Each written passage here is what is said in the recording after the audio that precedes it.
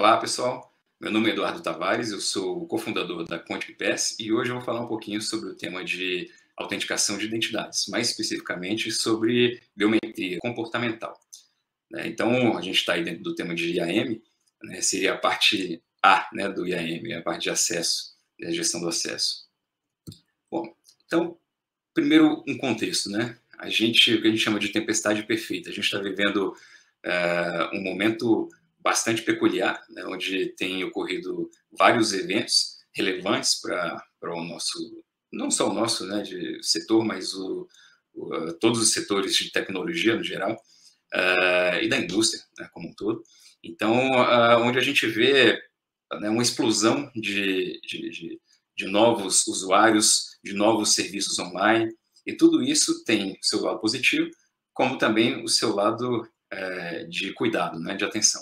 Então, a gente tem aí, por exemplo, né, fatores como a pandemia, PIX, os vazamentos de dados recentes, né, em que a gente vê números alarmantes aí de dados, né, estatísticas de dados sendo vazados, ao ponto de praticamente a gente considerar que hoje qualquer CPF dentro do território nacional, no Brasil, a gente pode encontrar algum tipo de dado atrelado, né, sendo comercializado no mercado paralelo, né, no mercado criminoso.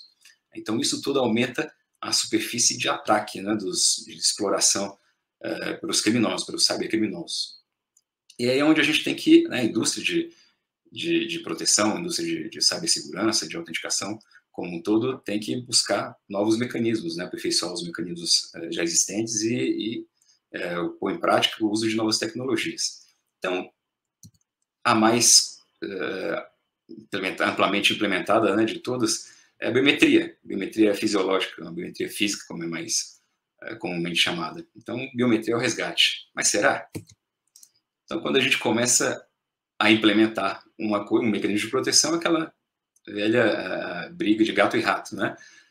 Então, quando os mecanismos de proteção são desenvolvidos, os criminosos estudam e verificam qual a forma de passar por esses mecanismos ou aproveitar esses mecanismos de forma a aplicar outros golpes ainda. Então, a gente começa a ver, por exemplo, notícias como essas aí na mídia, né? Então, golpistas usando a biometria facial para explorar outros serviços online. Então, à medida que você conhece como o mecanismo funciona, né, do ponto de vista de processo, você começa a vislumbrar possibilidades de uso desse mecanismo. Então, o que ele andou fazendo é praticamente coletar essa biometria facial usando engenharia social. Né? Então, por exemplo, quando você contrata algum serviço, faz alguma compra e vão te entregar, e eventualmente aquele criminoso, né, faz uso de engenharia social para convencer a vítima a gravar um vídeo, enfim, simular uma autenticação, quando na verdade ele está roubando, né, está gravando esse vídeo para roubar as características, né, de vídeo, de face, de comportamento ali daquela pessoa, de comportamento em termos de processo de autenticação, né, virar o rosto, aquele piscar, aquele processo que a gente já está um pouco familiarizado até. E aí a gente vê esse tipo de golpe começando a surgir, né? E até mesmo, como a gente vê a notícia aí abaixo, algumas situações em que os usuários se negam a assumir a autoria de algumas operações, mesmo tendo a evidência da biometria fisiológica, né? Ou seja, mais uma evidência de que esse processo de biometria fisiológica está começando a ser explorado ou potencialmente explorado para golpes. E aí entra a biometria comportamental, o tema do qual eu estou falando aqui hoje, né, introduzindo nesse nosso bate-papo. Um pouquinho, primeiro, da diferença de biometria física para comportamental, né? Então, a física é aquela que a gente já conhece, em que toma características fisiológicas do corpo humano, né, para servir como identificação única de uma pessoa. Então, como, por exemplo, voz, características do rosto, que é o que a gente está mais acostumado, né, na autenticação facial, retina, impressão digital, dentre outros.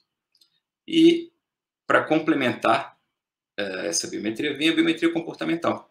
A biometria comportamental, então, vem avaliar os padrões de comportamento, não é que identificam unicamente um usuário.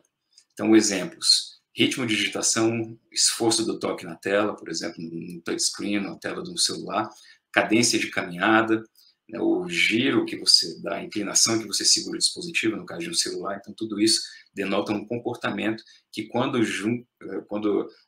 combinados, podem denotar unicamente uma pessoa, né, individualizar uma pessoa. Então, o foco da biometria comportamental é autenticar as pessoas no como elas interagem, e não, né, como elas interagem com o sistema, e não o que elas utilizam para fazer a sua autenticação. Então, o foco é no comportamento e não na credencial de acesso. Então, daí a gente tem as vantagens da biometria comportamental e, quando utilizado em conjunto com a biometria física, a gente tem um fator, então, muito mais robusto, não é, de validação da autenticidade daquela identidade, né, da autenticação dos usuários. Bom, pessoal, o objetivo aqui hoje não era exaurir esse tema, mas sim fazer uma introdução bem alto nível. Então, espero que tenha contribuído para essas conversas aí durante o evento, e nos vemos nas próximas. Até mais.